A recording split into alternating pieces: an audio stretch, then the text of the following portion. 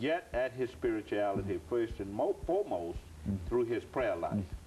Well, Dr. Baldwin, you know, you've had a chance to deal with Dr. King over many, many years. And do you think that his reputation is becoming, what do you think about his reputation at this time? I think there's a tendency today to domesticate Dr. King. We often, the Glenn Beck demonstration last year in August, or this year I should say, in August of 2010, was staged as an event designed to promote the civil rights movement.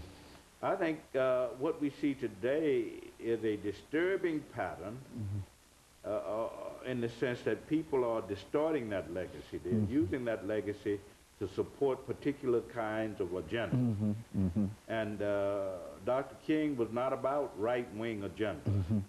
He was about the liberation of people from racism, from classism and economic exploitation, from war and human destruction, from religious bigotry and intolerance.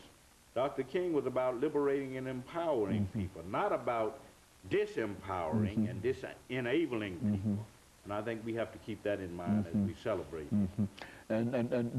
Would you predict a greater celebration this year because of and why would we celebrate? We've got a black president now, and what does that mean in terms of? I think Dr. King would say that we have not yet reached the promised land. Okay. That we have an African American in the White House, but we still have a long way to go in terms of achieving not only economic justice, but in overcoming racism and overcoming the problem of war. Dr. King, toward the end of his life, said that the two most important issues that we confront are economic justice and international peace.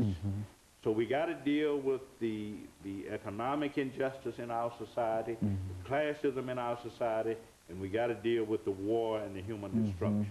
And all of that would eventually bring Dr. King's legacy, make it a reality for a lot of people. Yes, in terms of the realization of what he called the beloved community. Very good. And of course, Dr. Baldwin, we've got about 2 minutes.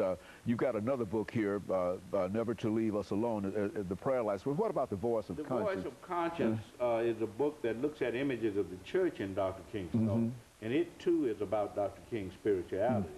But I focus on biblical images of the church as temple of God, the church as covenant community, the church as body of Christ, and also some cultural historical images such as the church as conscience of the state, the church as moral guardian of society. So that book too is about Dr. King's spirituality. And I think in order to understand his spirituality, you must focus on both his prayer life, and also take into account how he viewed the church and how he launched his movement out of the church in a real sense. Because the church became a kind of focal point, a rallying point, a source of inspiration for the civil rights movement that he led.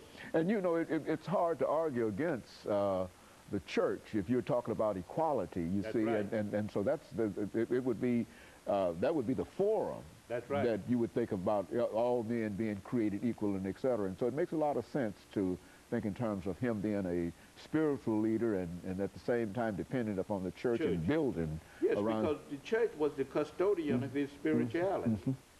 It was through the church that he developed spiritual maturity and this sense of his own spirituality. So we have to take both into account. Say something, Dr. Baldwin, in that 30 seconds about going to church. I think that's important, and when you read Dr. King's speeches and his interviews and his letters, that is very, very important. I think a lot of us today don't consider that to be very important. It's not about simply going to church, but participating in the life of the church through tithing, through participating in other activities in the church. That was quite important for Dr. King, because first and foremost, he was not only a man of spirituality, but he was a man of the church as well. Good. He was a man of God, too. Yeah. And, of course, let me thank you, Dr. Baldwin, for bringing that excellent information to us. And let me encourage our audience to tune in again next week for another informative edition of Comments. Thank you, and good morning.